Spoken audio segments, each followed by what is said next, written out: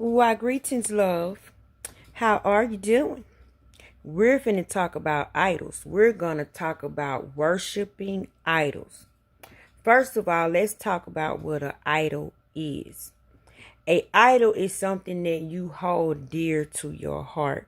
It can be an object, it can be a car, it could be a child, it could be a relationship, it could be your job, it could be some little pieces that you made out of wood, something you made out of ceramic, something you made out of tile, something that you pray to, something that you give your all to. Be careful with that all word, right? Never say, oh, I gave my all to you. I gave you everything. I sacrificed it all for you, because that's exactly what you did.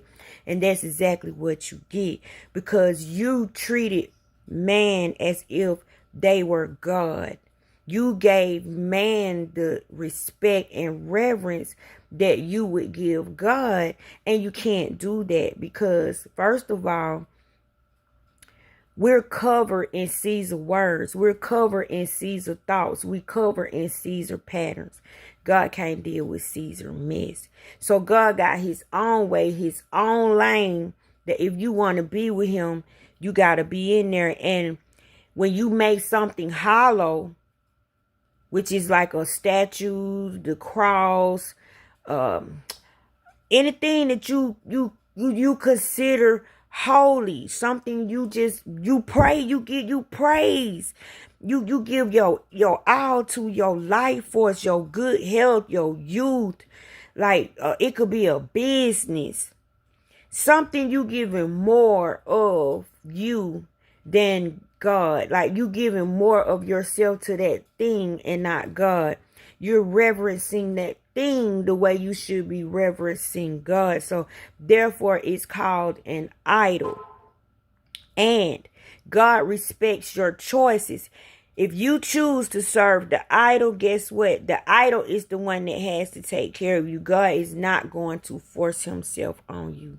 But he said, hallowed be thy name, meaning all God's words are hollow, meaning they're hollow so you can step inside of them and feel them.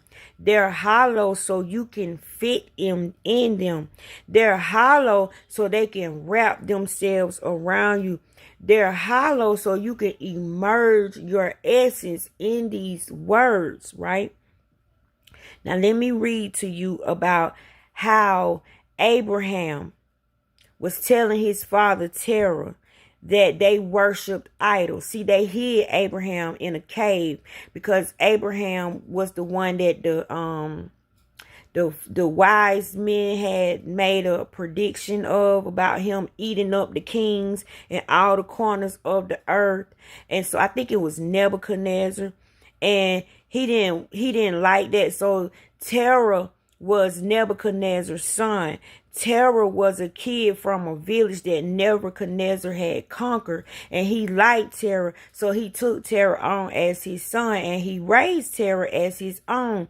But Terah had Abraham, and so when he heard about the prophecy, he ordered that Abraham be killed. So they hid Abraham. Instead of giving them Abraham, they gave him a servant's baby, and he took a brick and bashed the baby head.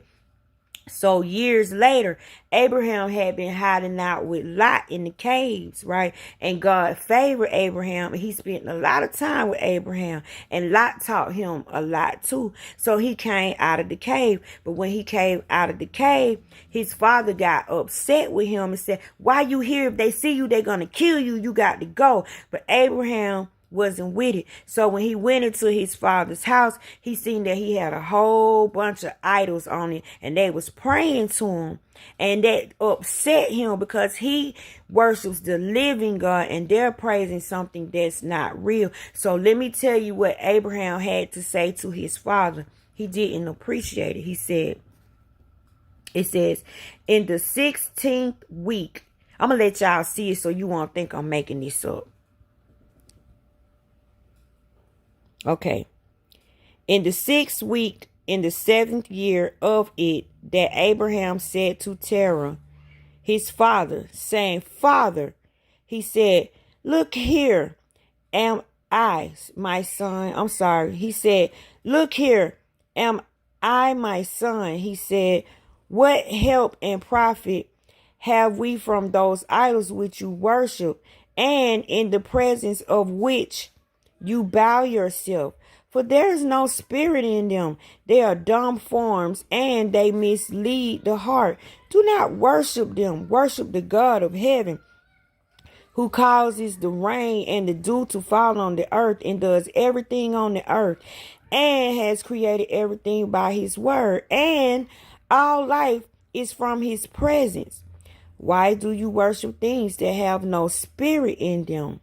For they are the works of men's hands, and you bear them on your shoulders, and you have no help from them.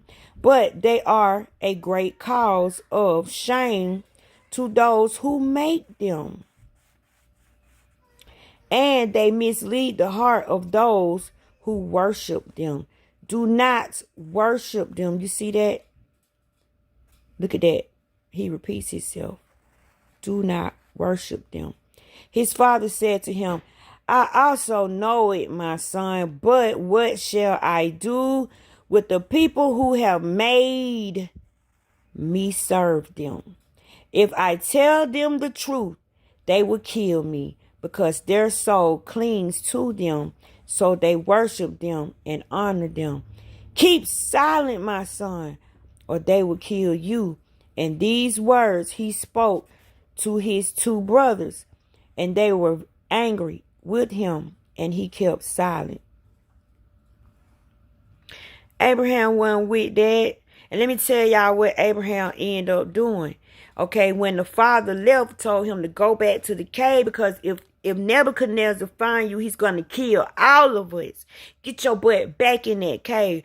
But when the daddy came back home, all of the idols was destroyed. So he asked Abraham, did you destroy all of these idols? And Abraham looked at him and said, no. And he said, well, who did? And so it was a big idol standing in the corner, and it had a sword. And he said, maybe the one in the corner slain all these idols. And then the daddy said, how he gonna do that? He's not real, Abraham. And Abraham said, exactly. So you who are worshiping people on TV, you who are worshiping people in sports, you that are worshiping these rappers, you that are worshiping, meaning you got their pictures all over your wall, you wearing their t-shirts, like you done joined a fan club, you following the bus everywhere they go, you dressing like them, you walking like them, you talking like them, you're taking their evil words and making them your mantra, you're watching their videos, soaking up their content, and you just gone, you immersed in it. And the next thing you know, this becomes an idol, and you can't do without it. You can't do without it. You think about it all day long. Next thing you know, you doing it. When you try to do something else, you end up doing that. Well, you're supposed to be like that about God. You're supposed to be like that about kingdom business. You're supposed to be like that about your goodness. You supposed to be like that. Not about dumb stuff, not about something made out of wood and ceramic, not a relationship that can come and go, not a person, because a person make mistakes. And y'all, we try to make people be God. We try to make people feel voids that only God can do. That is so wrong. To get with a person because you need your void filled. See, you make that person your idol. You try to make that person feel you. Well, baby, when you do that, you know how you know God done left the building and letting you have that idol? You become something that you loathe. You find yourself crawling on your belly, begging for things, doing unnatural things, doing sickening, demonic things, searching for a pleasure that doesn't exist. You see how these things take you, pimp you out with the illusions and turn you against your own self?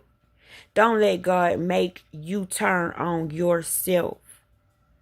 I love you.